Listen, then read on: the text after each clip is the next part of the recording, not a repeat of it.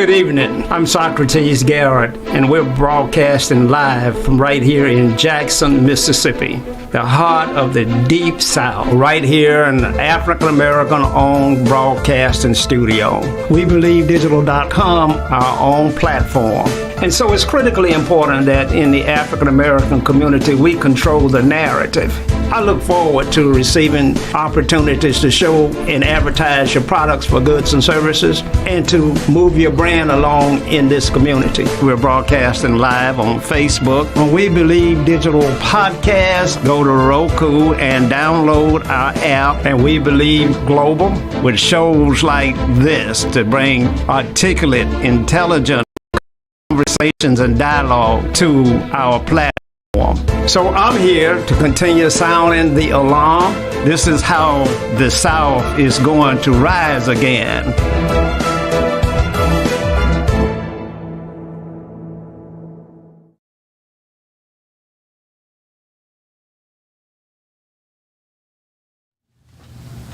Good evening and welcome to Socrates Garrett Live. We're broadcasting live from right here in Jackson, Mississippi, in the heart of the deep, deep South.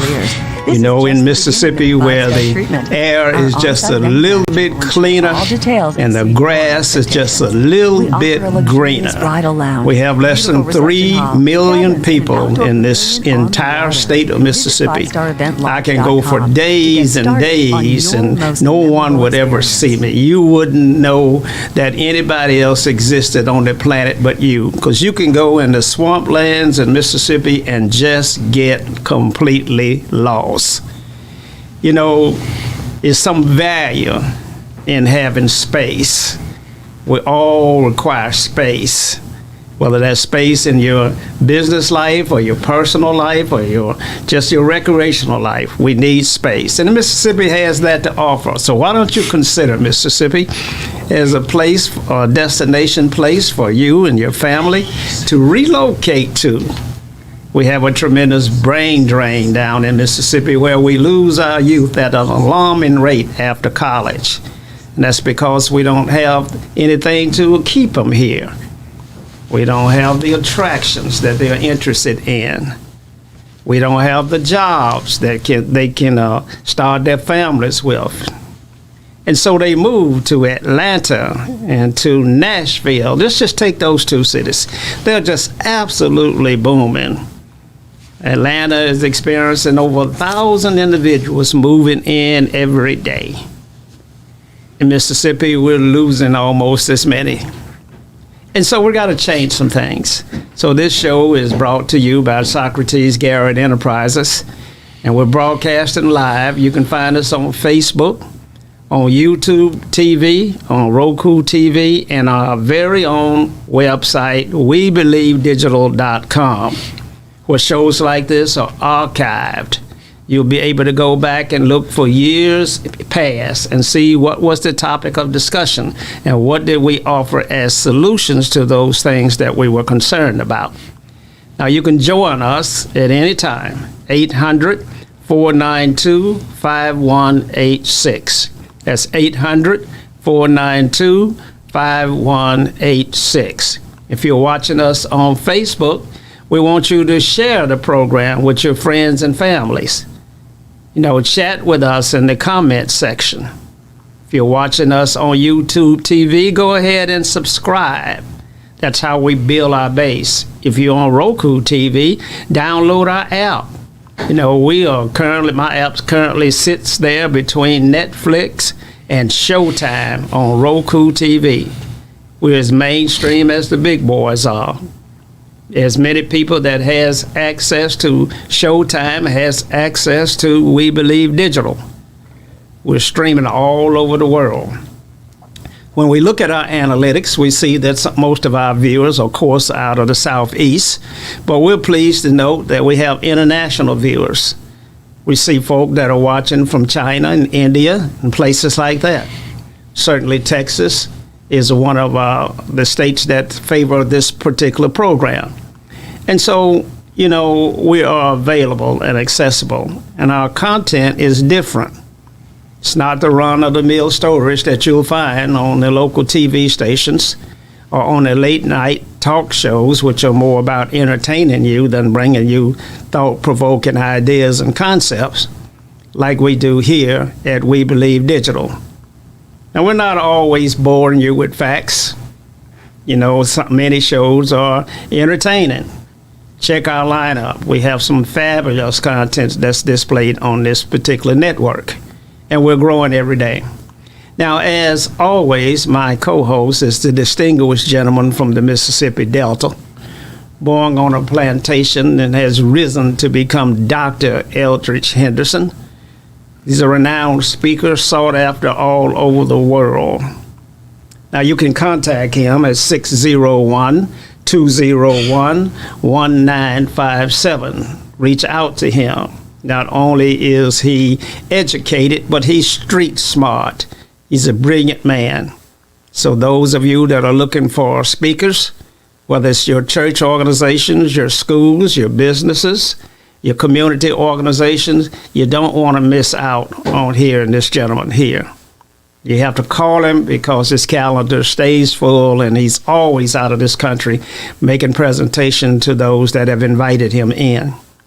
But I'm proud to have him here as our co-host tonight. I missed his show last night on WMPR 90.1 FM, where he and I, along with the listening audience, have some interesting and enlightening debates.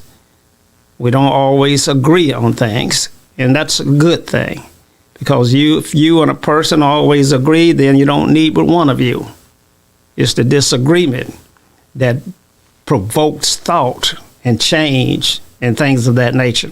But let me move to my guest, Dr. Henderson. It's good having you in the studio. I missed you last night.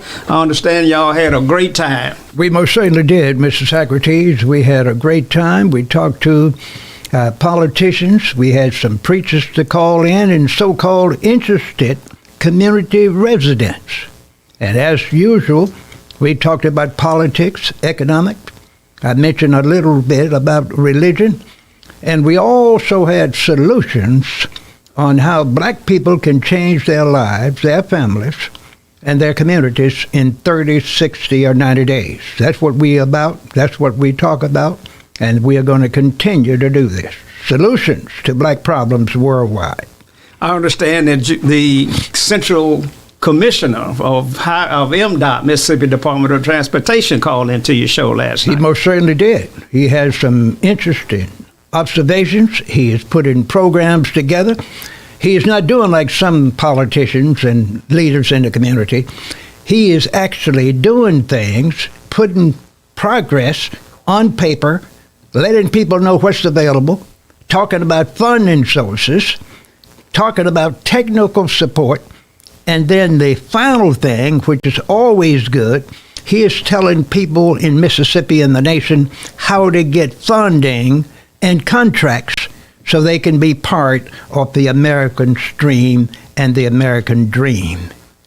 Well, that's tremendously important. I believe he's having an event on November 1st.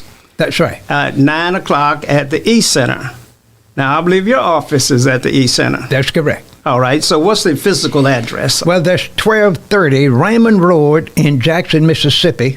And the area code is 39204. In case someone want to put it in their Google search, that's 1230 Raymond Road, Jackson, Mississippi, 39204. And the commissioner is having an event from 9 to 4 where he's going to go through opportunities for MBEs. He's got all of the people from Hinds County coming to talk about contracting opportunities. He's got people from the city coming. He has people from the Department of Transportation that are coming. He has successful minority entrepreneurs that will be on the program. People like Robert Kelly out of Birmingham, Alabama, that was from Jackson, Mississippi, that's done extremely well. He'll be on that panel. I'll be on that panel as well. And he will be the keynote speaker. So that is November 1st at 9 a.m. at the E Center, Jackson State University E Center, 1230 Raymond Road, Jackson, Mississippi. And the zip code again? 39204. 39204. Now, we're going to move into some interesting topics. I missed the show last night, and I see some of the things that you guys were talking about, and I'm very intrigued. So I'd like to just dive right into some of the items here that we're going to be discussing tonight. Why don't you take it, and let's take it from the top. Okay, well, I want to thank you, Mr. Socrates. Yeah, we did talk about some important factors that determines one's ability to do things or get things done in Mississippi, the nation, and the world. And we are of the opinion that if you do the research and find out what's actually happening in the world, you'll be able to know who to deal with and how to then come up with solutions to rectify the problem. And a lot of people have been wondering, Mr. Socrates, how certain people get ahead and others don't.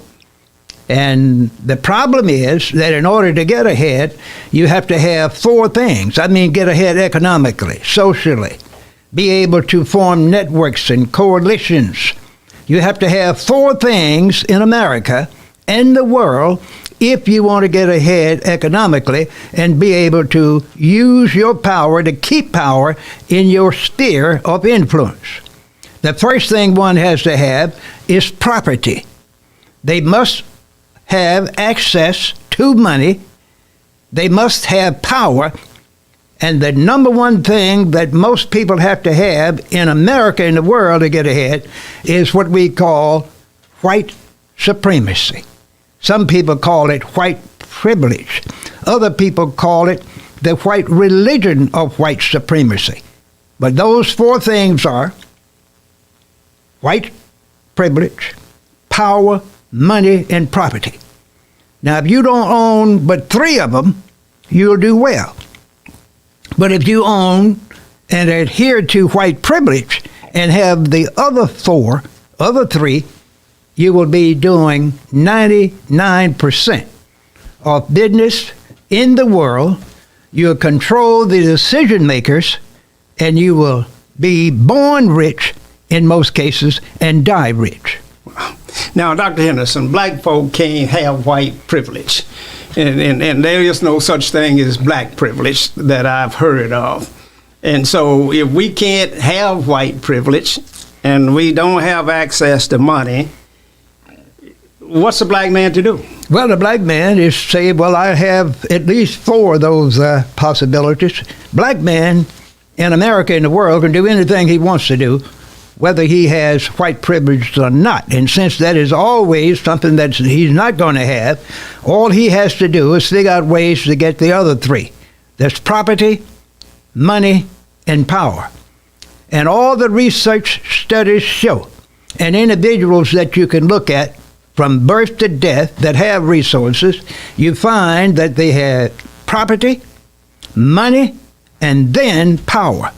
When you get property and money, people start looking at you, looking for you, wanting to meet you, wanting to greet you, because they want to know two things: how they can get some of that money, or how you were able to get it. Well, I certainly enjoy the company of people when I'm in their presence. And so a lot of folk will say, Socrates, how you doing? It's good seeing you. It's been a long time. How have you been? And I enjoy that engagement. But I assume that engagement was just based upon the fact that they hadn't seen me in a while. No, I'm going to cut it short and tell you, no. Now, you are a good man. You know, I've been knowing you some time. You're a good man.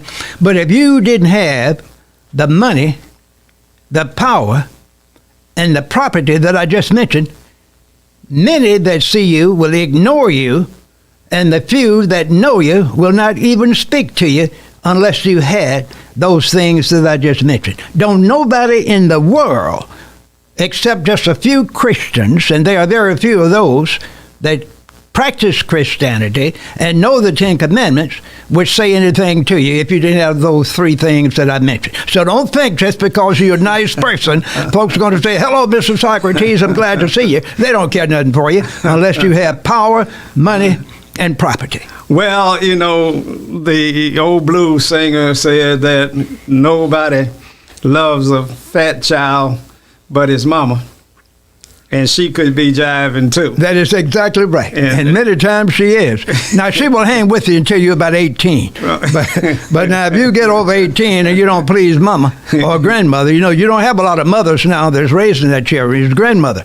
So if you don't please grandma by the time you're 18, she's going to have to let you go. She'll start turning her back on you now, because a lot of these grandmothers are from 35 to 42, and then they become great-grandmothers. So it's tough being a black person in America, Mr. Socrates. I went to a beauty pageant not long ago of grandmothers, and they were absolutely stunning. They were gorgeous. They were well-built, but they were grandmothers. That's because right. They were so young. Exactly. Now, Dr. Henderson, we talk about this money thing, and one of those 4 points that you mentioned.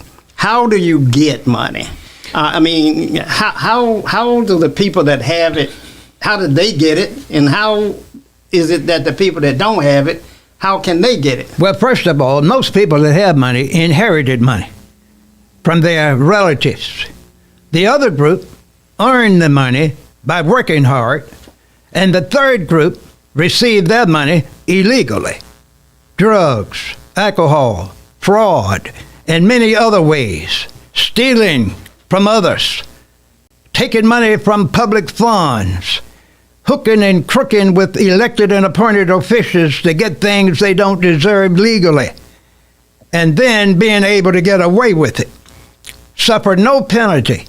They have no liability, and they can do anything they want to do if they have that white privilege and work with people that have the power and the money to share with them. It happens every day worldwide. So let's take the word inheritance, the first point that you made. They can inherit money and wealth. That means that you must be a second generation or successful black business or black family to have an inheritance. That's exactly, especially money and property. Yeah, because you can't inherit it if you're first generation. It's very difficult. Right. Unless you get a surprise inheritance from some of those outside relatives that you didn't know about. The ones that you met at the funeral. That's exactly right. Right. There's a lot of people discover that they got brothers and sisters for the first time at the funeral. I found that out myself some years ago. That's a fact. Look out. It's amazing. All right. Did they look like you? They look just like it. Okay, so inheritance is something that you can't control. You the individual can't control it. I guess you can control it to the extent that you're nice to someone, or that you help someone along the way, or that you were a member of a small family. It was 8 of us, 8 children and 2 parents. That's 10 of us in the house. So our inheritance was split all up. If it was one child, it would have been very, very significant. But since there were so many of us, your inheritance is diluted. And so instead of my parents saying, we're going to leave everything to one child and make one of our family members very wealthy, they decided they would equally distribute their wealth. Well, that may or may not have been the best idea. Yeah. You're supposed to distribute your wealth on the basis of ability and what I call inner projections, and the idea that you have that one has the ability to maintain and increase the family inheritance. But if you have a son or daughter that has not practiced nor shown that he has the ability to be an increase in any activity of life, he deserves just a small amount of funds, no property, and you must put restrictions on when he gets the funds. Otherwise, he'll be coming to you begging in 30, 60, or 90 days because he is not a practitioner of increase. Well, is that normal practice in the African American community today? It's normal practice in most communities. See, what most people don't know, when you have large inheritance, only 1 or 2 out of the family will do anything with that inheritance as far as increasing the power and the money base. In your case, you had 6 brothers and sisters. You say there were 8 or 10 of you all there. There was eight siblings. And I guarantee you, all of them did not do as well as some of the others for various reasons. Right. Right. And we don't want to get into that in your family, but I can tell you in my family, there were 6 of us, and only 3 did anything economically that were significant, and the others were just like the average Americans, got a so-called good job, worked hard, used a credit card, borrowed everything they could get, and lived above their means and laughed about it and said, I'm doing well. Well, okay, all right. So we should be strategic with inheritance, and it should be merit-based. Every time, and you should at least try to empower one to break through to middle class and beyond. You should at least try to do that, because if you create that individual, they in the long run will be able to help others. Well, you don't want to spread those funds equally. Even Jesus didn't do that. You know, when he started giving out talents, he didn't give everybody the same talent, because he knew they weren't going to do very much with it. Because some people don't know any better. There are others that are lazy, and there are others that are scared to death, and there are some never had any experience with anything significant, and they don't know what to do with it, so they'll go and hide it somewhere. So that's the way that goes, sir. Well, I tell you, we've talked about that first plank there on inheritance. We're getting ready to go to a commercial break, and we're going to come back and continue this dialogue. Now, we're broadcasting live from Jackson, Mississippi, in the heart of the Deep South. You can call in and join our show at 800-492-5186. If you're watching us on Facebook, we ask that you share this program with your friends and family. If you're watching us on YouTube, go ahead and subscribe. Hit the donate button if you're watching us on the website, WeBelieveDigital.com, because we need assistance and we need the money, the power that makes these things go. Now, we'll be right back after these few words. Stay tuned. Advertise on WeBelieve.global, a brand new digital media platform. Share your brand with our audience on our many global live stream TV broadcasts and over the radio. For more info, visit WeBelieve.global or call 800-492-5186, option 1.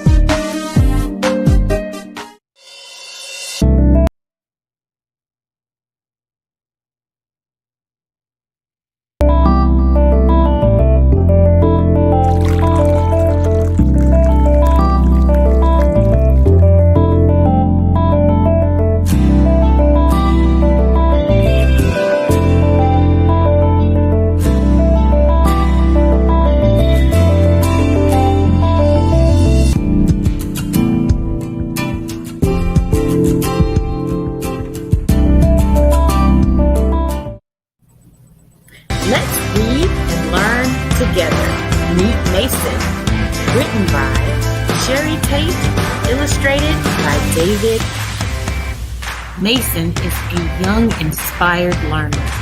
Walk with him as he uses his 5 senses to explore the world around him.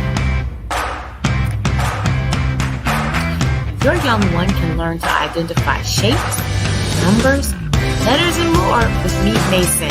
Available now on Amazon.com.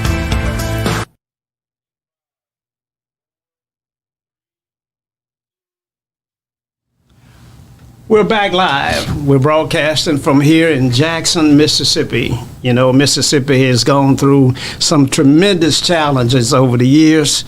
We find ourselves in last positions in most economic statistical areas. We find ourselves last when it comes to obesity and health care. We find ourselves last when it comes to education. And we find ourselves last when it comes to minority participation and empowerment in a city that's 85% black and a state that's 40% African Americans. Black folks are not doing very well. That being said, white folk are not doing very well either in Mississippi, because the reason for that is that we're so busy and involved in keeping one another down until you can't prosper. You can't hold a man down without getting in the ditch with him. And so for too long, that's what has gone on in Mississippi and continues to go on in Mississippi. Now, if you're watching us on Facebook, we ask that you share this program with your friends and family. On YouTube, we want you to go ahead and subscribe. You can call us at 800-492-5186. And, of course, you can watch us on our very own website, WeBelieveDigital.com. If you're watching us there, hit the donate button and send us a little fuel so that we can continue with these programs that bring the kinds of conversation that you won't find anywhere else. Now, we were having an interesting conversation with Dr. Henderson. He's a renowned author and speaker that's sought after all over this country. You can reach him at 601-201-1957. If you're looking for a speaker for your church, your school, your community organizations, your fraternities and sororities, he's the most sought after speaker here in Hinds County. And why is that? Well, he's born on a plantation, and he's risen to become Dr. Eldridge Henderson. So not only is he educated with that kind of history, but he's street smart as well. And you will never hear anyone present like Dr. Henderson with the wealth and the breadth of knowledge that he brings to the podium. Call him at 601-201-1957. Now, Dr. Henderson. Yes, sir. We talked about the money, and we talked about inheritance, and we hit that a little bit, and we were talking about the issue of getting money through inheritance, but you also said you could get it legally or illegal. That's it. That's exactly correct, Mr. Socrates. You find that most people that receive money in America got it illegal in most cases, but they were not able to lose the money because they had a connection with the people that enforced the rules. There were many thousands of people that got rich in America during the time of the barons, that had all the connections and got free land in the West, in the South. Then during Prohibition, where legal whiskey was known not to exist, but there were many families all over the country that got millionaire status because they were selling illegal whiskey. Then, and even up today, another entity that's getting people rich, and they are some more than billionaires, illegal drugs. And now we have a deal in America where some states say you can use all the drugs you want. Others say you can't. So you can be prosecuted for using drugs in some states and blessed for having drugs in others. And all you need is a permit, and you can manufacture and sell drugs.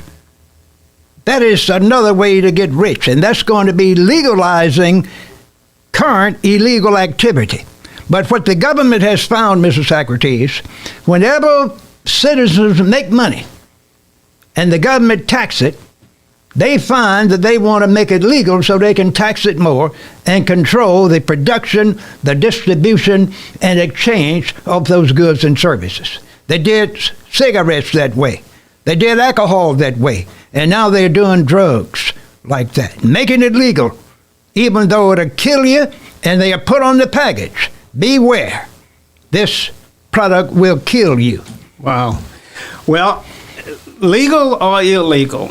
That's an interesting question. In capitalistic society, it says buyer beware, laissez-faire, buyer beware. You're supposed to buy low, sell high.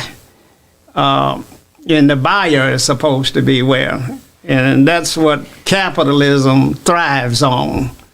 Now, I don't know if it thrives on illegal activity, but it certainly thrives on the poor. And it has to have a certain group of poor people in order to maximize profits and things of that nature. And so you do believe in capitalism, I assume. I do, most certainly. That's the best system around that I know of in the history of mankind. And if you're not part of it, you are a victim. You fall into one of the four groups that's not going to get ahead in America or in a capitalistic society if you don't practice capitalism. No other ism going to help you move economically better than capitalism. I guarantee you. Okay, all right, okay. So now, you say that we see how you got this money. Now we're talking about how do you spend it? And how is money spent in the different groups? In Mississippi, we pretty much have just black and white. Our Asian population and Indian population is less than 5%. But, you know, you got 40% of the states black and 55% of the states white. How do whites spend their money versus blacks? Well, whites usually spend their money among themselves. And they always have one or two blacks that they will give a crumb to. But most of that money is going to be given to the upper middle class peers that they went to school with, that they attend church with, that they play golf with, and those that are members of the elite societies that join and participate in country club activities in most cases. And that includes the doctors, the lawyers, and the university professors. Those are the groups that are going to determine your destiny from birth to death, ladies and gentlemen. Those groups, they make the policy, they make the programs, they determine what's going to happen to you, and you're not even at the table. And that's why we have so many social programs that fail, because the one that has the problem know how to solve it, and they are never invited to the table, folks. So if you have problems in your community, that is usually why. People with white privilege, power, property, and money determine your destiny from birth to death. And it's time to end that. And if you don't end it, it's going to get worse. Well, I too believe that there is a thing that called white privilege that has really kept this country divided, and it's a deep, deep sin. I mean, it's got to be the deepest sin of all, because when I look at the state of Mississippi, with the amount of money that comes into the state of Mississippi from the federal government, every time we send $1 to Washington, they send $3 back. And when that money comes in here, our leadership will not share those dollars with the African American community. The last 25 years, the state has been sending hundreds of millions of dollars to Mississippi for infrastructure repair and other things. Only 3 of those 25 years have the African American city of Jackson been funded. 3 out of 25. And so it's got to be a deep, deep sin that causes you to hate your brothers of color that way.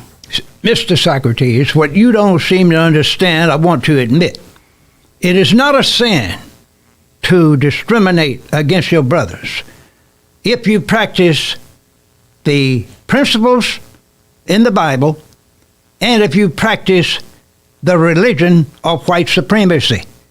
Those two entities dictate that you don't have to love your brother, that you're supposed to look out for self first, abuse your brother, and tell him to accept it because he will get his rewards later when he dies.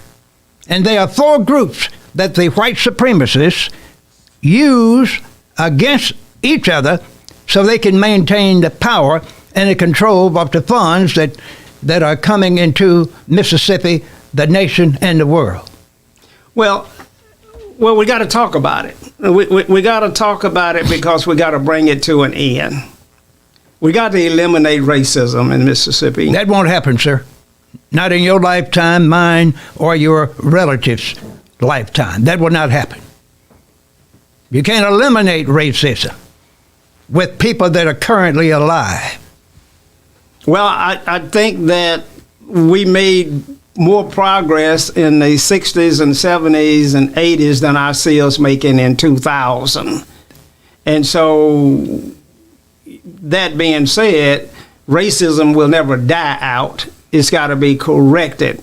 somehow. That's correct. That's correct. So if it's correctable, then you and I need to focus on how we correct it. How do we eliminate racism? Now, I heard you loud and clear that it's not going to happen. But I'm telling you that if we don't eliminate it, then we're all going to perish together. Well, we're not going to all perish together because the white supremacists are smart enough to manipulate the system in their favor and make sure that they stay on top. For instance, look at how they've been dealing with the census since 1790. When they did the census study in 1790, they had two groups in America. The Europeans with property, and everyone else were in another group. That includes the blacks, the females, and the Indians. And as the years passed, they started putting people in groups and categories. They ended up now with 5 or 6 different groups. And the black man has always been excluded in all significant studies. Even the codification, the laws that were passed, excluded him. The other group that's always been excluded, the so-called Native Americans. And any other colors that came here, they were not from what we call Central Europe. Now those groups, the Jews, the people from North Africa, and some of those Northern European Jews were considered non-entities when they first arrived. The Italians, the Irish, and many others. But they were able to assimilate when they learned the culture, learned to speak English. Since they were white, they were able to, many of them, change their names, change their culture, and they were able to blend in because they did something black people don't do. They decided to pool their resources, build partnerships, collaborate with each other, and start niching and digging and saying we're going to control certain aspects of society. The Jews decided they're going to take care of the money. The Irish decided they won't get in politics and be over the police forces in their areas where they're in the majorities. And the Italians decided they were going to be in the criminal element and take care of the money, the power, so they can be supreme in their area of activity. The black man say, I'm going to pray hard and try to love my enemy and go to heaven when I die. Hell, we always want to go to heaven, and I don't see why you want to go to heaven when you know you're living in hell on earth. Well, let's just stop right there. Let's stop right there. Religion has played a tremendous role in the survival of African Americans. Now, you got to go back and remember the days of slavery. And you got to remember the brutality that was put on a black man. You got to know that the only thing that kept him alive was the belief that there was a power somewhere that was going to lift me out of this condition to a better circumstance. You got to know that if he didn't have that hope, that he couldn't have survived. Now, and you make an interesting point that slavery could have ended in 50 years had black folk just simply rebelled. And I wonder why they didn't rebel. So I asked a friend of mine and a friend of yours, I asked the Meredith brothers, so why didn't slavery end in 50 years? Why didn't they rebel? And Arthur Meredith said to me, he said, because they didn't have a base. They didn't have they weren't at home. The Indians fought to the death because it was their home. African Americans were not at home.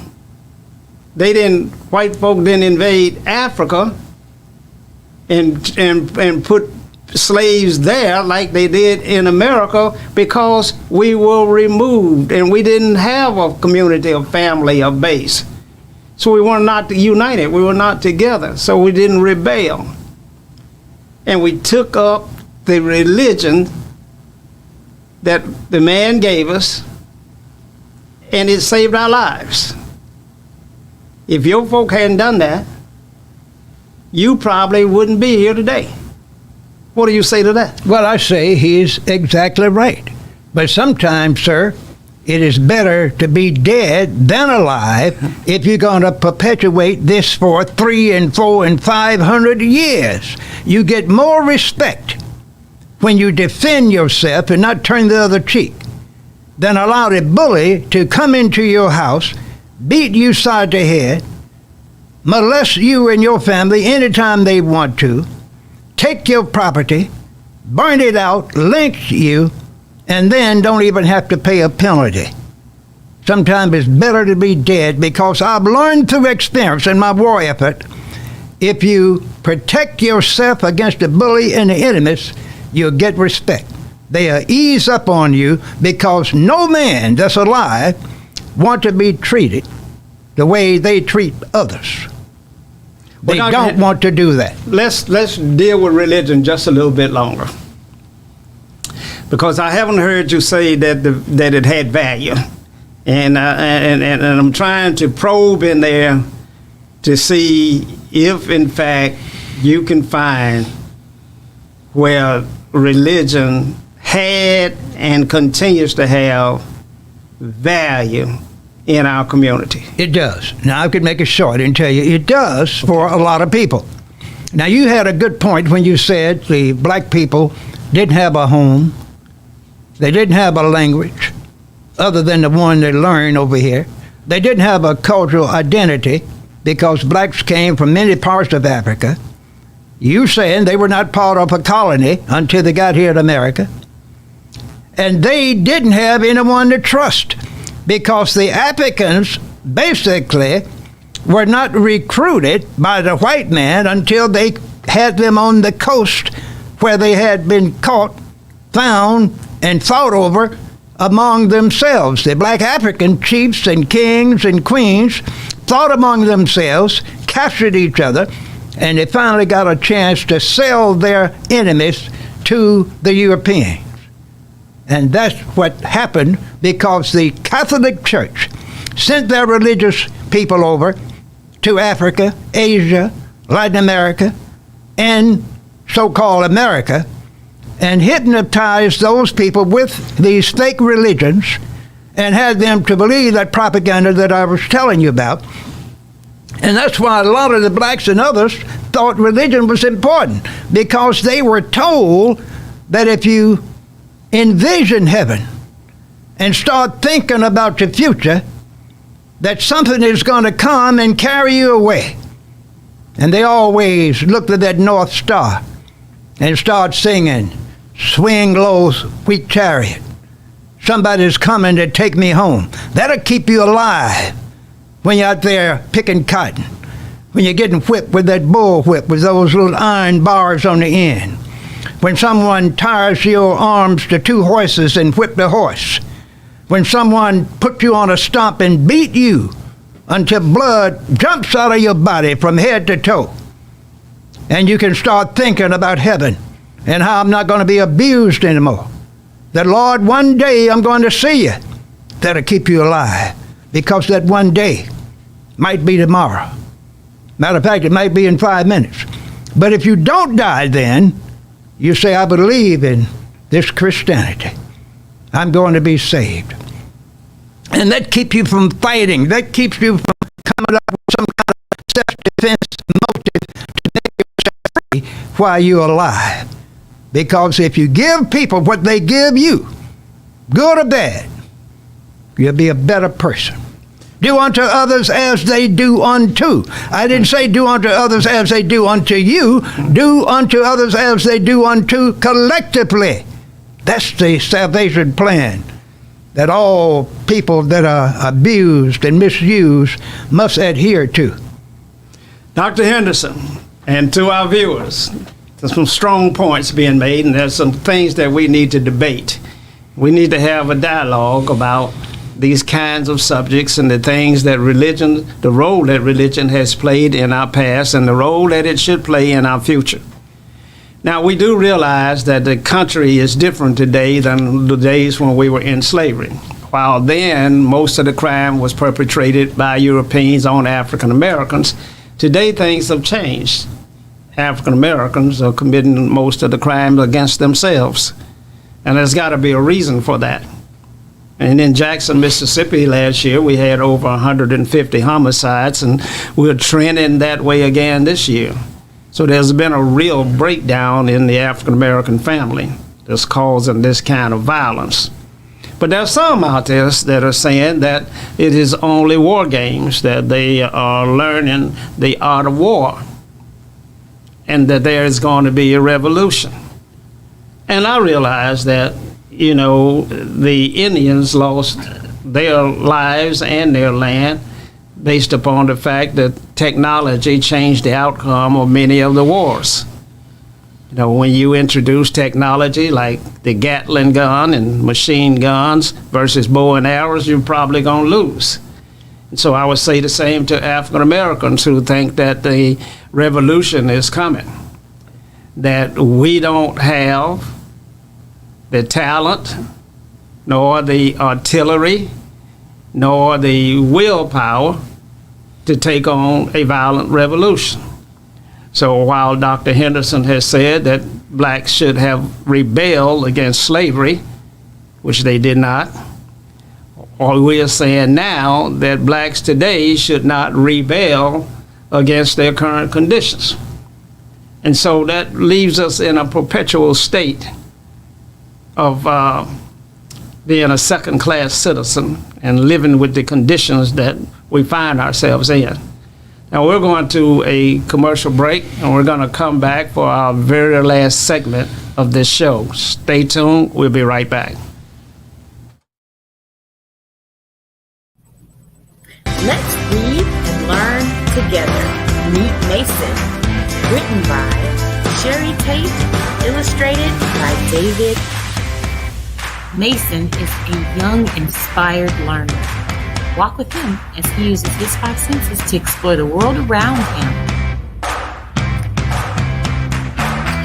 Your young one can learn to identify shapes, numbers, letters, and more with Meet Mason. Available now on Amazon.com.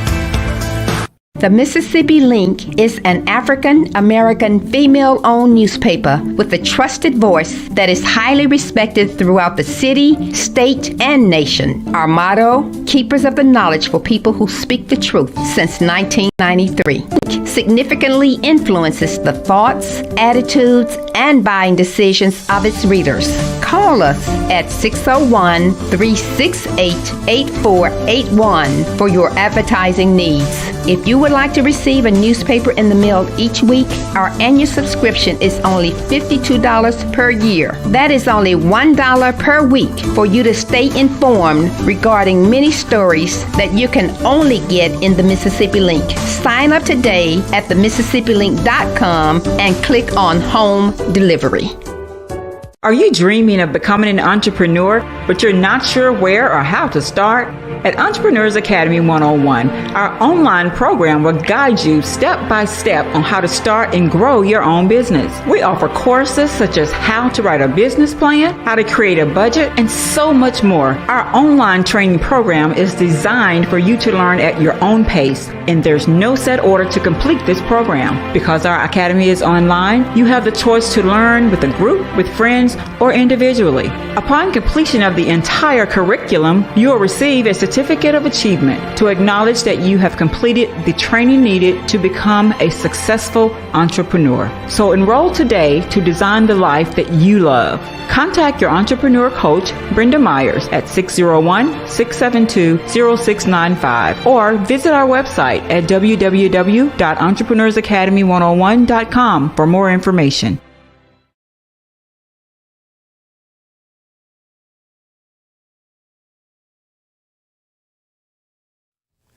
Thank you for joining us at Socrates Garrett Live. We're broadcasting live from our very own studio, our broadcasting studio located here in Jackson, Mississippi. You can call us at 800-492-5186, or you can watch us on YouTube go to YouTube and watch us there, and be sure to just subscribe to our channel. If you're watching us on Facebook, we want you to share this program with your friends and families. Send us stars. Let us know you appreciate the work that we do. If you're watching us on WeBelieveDigital.com, then we want you to hit the donate button. Let us know. Send us some love. The shows will be archived there for eternity so that you can go and visit and watch them at your leisure if you're unable to catch us live tonight. We're broadcasting over 139 countries throughout the entire world. We have many viewers in Texas and D.C., and we have viewers all the way from Germany and Italy. And so we're being seen across the country.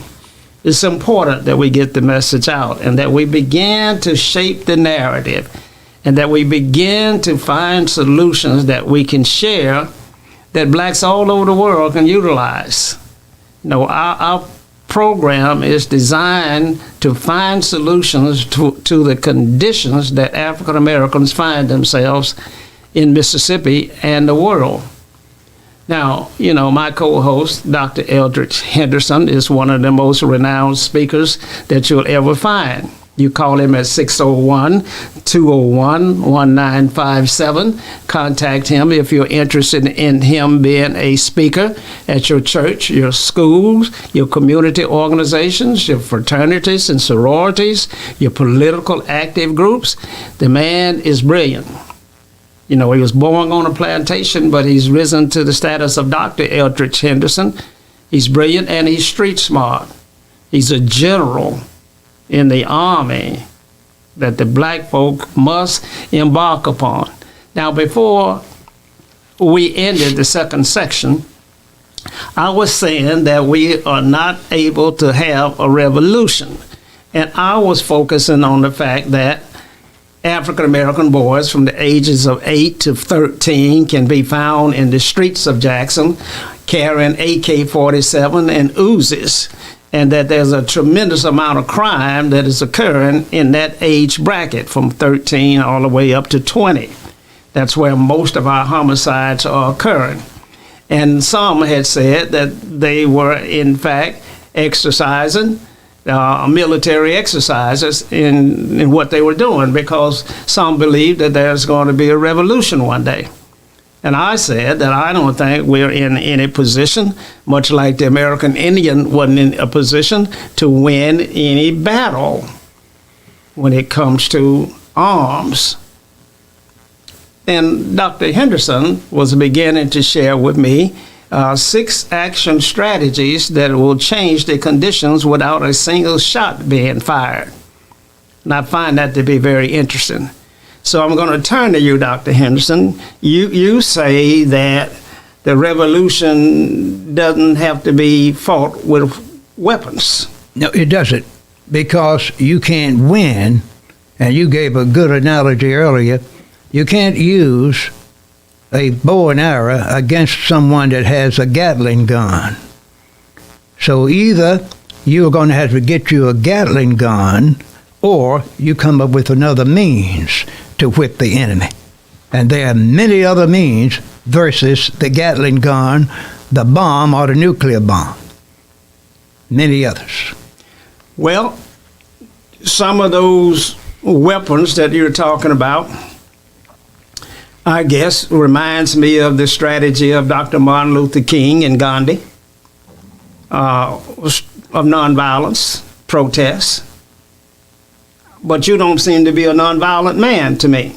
Well, I got fired from a job because I didn't believe in being whipped and what I call denuded, degraded, and lynched in the 1960s because of people like Martin Luther King and Jesse Jackson. I told you this true story before. The first position I got when I left that plantation, I was at a certain university, had no interest in anything, but we went to a meeting in the political science club at this institution, and they were recruiting people to get with the NAACP so they can protest and go downtown in Jackson and be whipped by the sheriff and the city police be eaten by dogs, run over by horses, and fire hoses being put on you, and then knocking you down and beating you and stumping you to death and then throwing you in jail. So didn't nobody want the job. And they made me the vice president of the student NAACP. That was my first job, no pay at all, but it was significant because I was from the plantation, didn't have communication skills, didn't even have a B average, but didn't nobody want the job.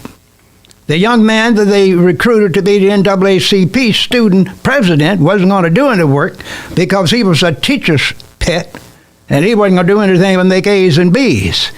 I didn't even know the teacher's name. And when they asked me if I wanted to be the vice president, I said yes, because I thought that was important. And a few months later, I lost my job because Jesse Jackson had been commissioned to come to Jackson, and he was organizing a demonstration, and they had people to come on this campus or invite us to the NAACP headquarters in Jackson. I'm just going to say, not name the university, but Jackson, Mississippi, to the Masonic Temple, and learn how to receive beatings. And I told the folks, I don't believe in that. If you do that, you'll be beaten for the next 300 years. And I lost my job. Wasn't getting any pay, of course, but that was significant. And that broke me, Mr. Socrates. It made me angry. It made me mad. I can tell. The remnants of that meeting is still with you. Then what strategies do we use to change the conditions that we can't acquire through revolution?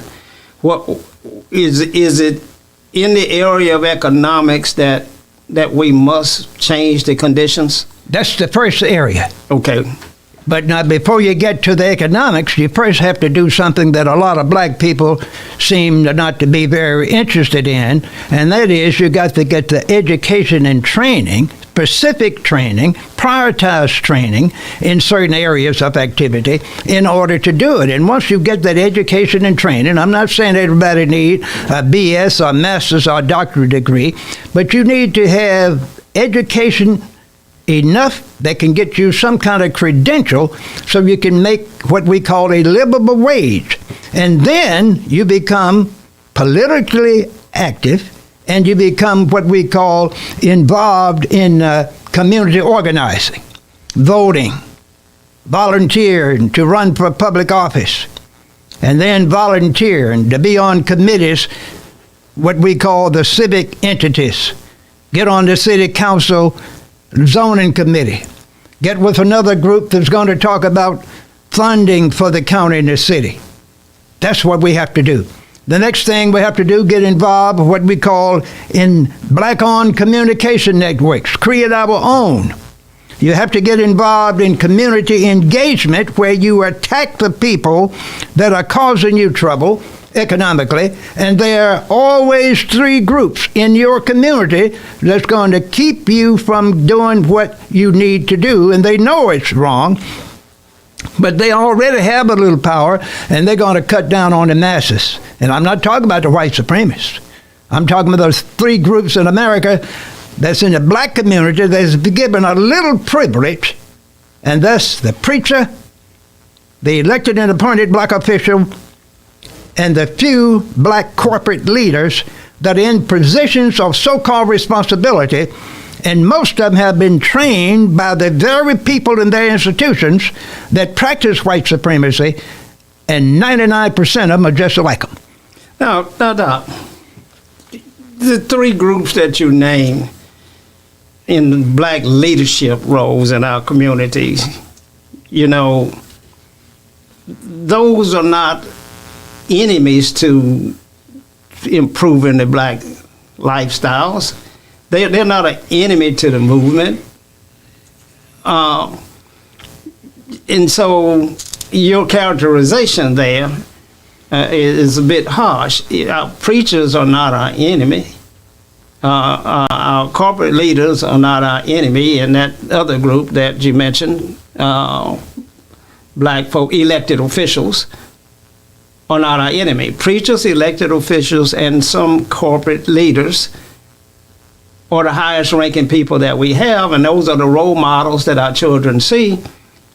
And so I don't know why you're so hard and why you believe that they are in fact impeding our progress. Sir, I'm not hard on them. Those folks that I mentioned are basically trained by the ruling elite and the white supremacists. They are appointed to various positions of responsibility. They are the go-betweens to the blacks for the whites. You know, in your hometown, when you were a boy, there was always a black preacher or a black businessman or a black official that has some kind of little civic responsibility. Since they were not elected during that period, he might have been a mason, or he might have been a black principal. He was the one the white supremacists would go to and talk to and find out the pulse in the black community, what blacks will accept, who were the radical or militant blacks. Tell me, preacher, tell me, superintendent, tell me, black club owner, who are those black folks down there causing trouble? I know you need more resources. I know you got a daughter that's about to finish college. We're going to give her a job. She could be a clerk because you're all boycotting us. And we got to do something better. We give her a job. And they're going to tell everything they ask them. Those are dangerous people, and you can't continue to promote those kind of people. You have to start on the local level, Mr. Socrates, where you are, with your own resources, and recruit and train your own future preachers, your future politicians, your future corporate leaders, and let the others die out or fade out because of bad health, because of neglect, because when the white folks get everything they can from these architects, their own appointees, they're going to shut them out and put them somewhere so they can fester away. Well, Doc, I don't believe that anybody is going to die out. What I see is that the recruit class for the typical leadership that you were talking about is plentiful. You know, it's just a lot of people that are willing to step in and take and hold that position and carry on that tradition. You mentioned the black elected officials. Now, in Jackson, Mississippi, a city that's 85% African American, 5 of the city council people are African Americans and 2 are white. That's 5 out of 7. And yet, Doc, they elected the white Republican as president of the city council. Now, I hear what you're saying, that this group of folk we got to really deal with and kind of figure it out. But I'm trying to see how well penetrated has it become in society when 5 blacks that are all Democrats elect a white Republican as president of the council. How can that happen in the African American community? It's very easy. It happens every day.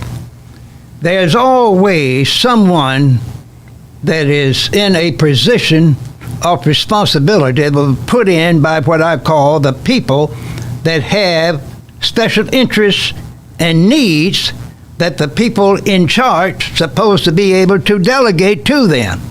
So what most of these white supremacists do, they make sure when they have a black majority in any city or any county, they're going to find a way to gerrymander the votes in the area and get them 1 or 2 white candidates. And if they can't do that, they will get 1 or 2 blacks.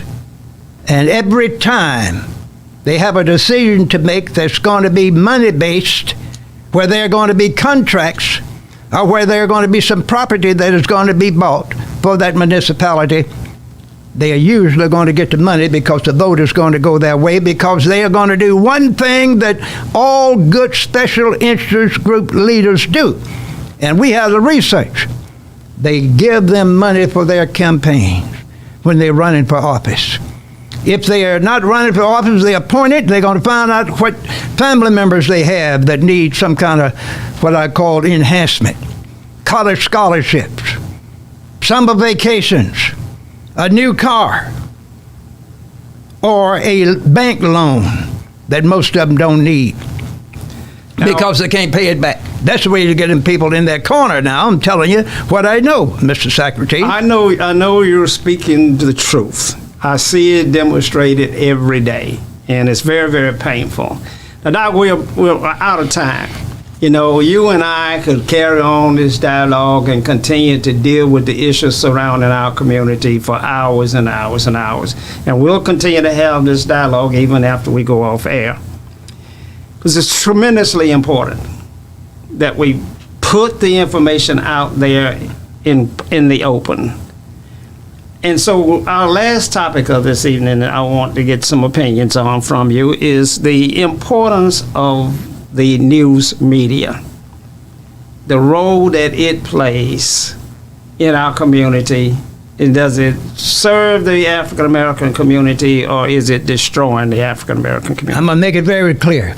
It serves the Black American community if it's owned and controlled by black people. A strong black man or woman, one that's economically independent, that didn't have to go to the bank, what I call white banker, and get money for his company. One that has the economic wherewithal to finance his operation, to hire his own producers and reporters who can make decisions on the content. Because if you do it the other way and have people telling you what to say, and the company is so-called black-owned, but not managed and operated, you won't have nothing but the same promotions of special interest groups and ideas of white supremacy. So do we give up on the fact that white-owned media is not going to treat us right? Well, no, you don't have to give up on it. Don't expect anything. You let them do what they do, but you have to come in and use your sources, your facility, just like you have done and others, and even in the Jackson area. You have to be your own spokesperson. You have to create your own material, and you have to be able to disseminate your material worldwide, just like we believe digital.com is doing.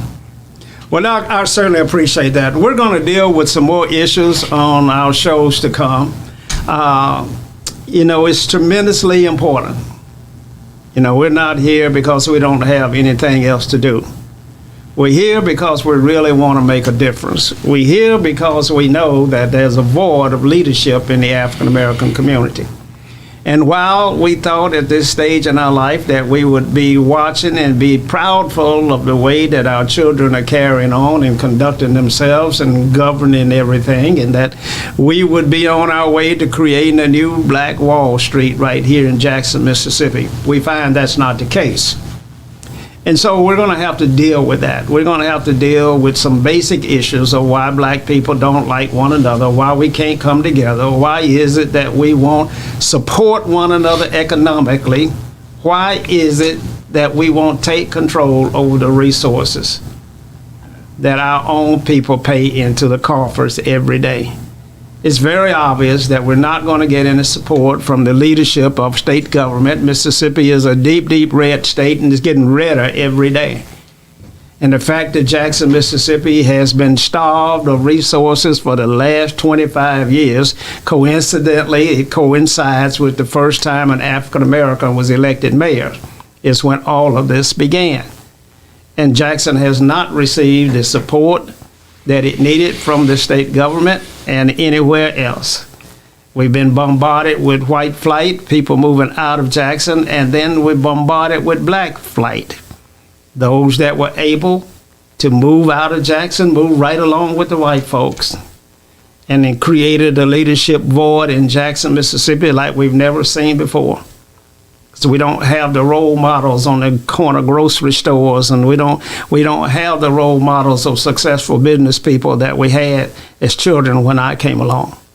All we see now is Asians and Indians in our community and white folk that are running business and being blessed with an economy and a standard of living and a quality of life that very few African Americans see. And those of you that are watching us all over the world, you know what we're saying is true. The conditions are unacceptable, unbearable, and things need to change.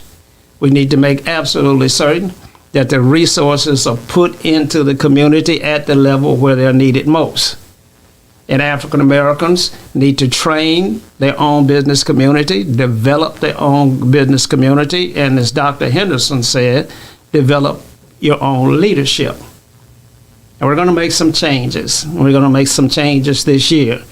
And I'm hopeful because I see some progress, because the NAACP has launched a lawsuit against the state of Mississippi,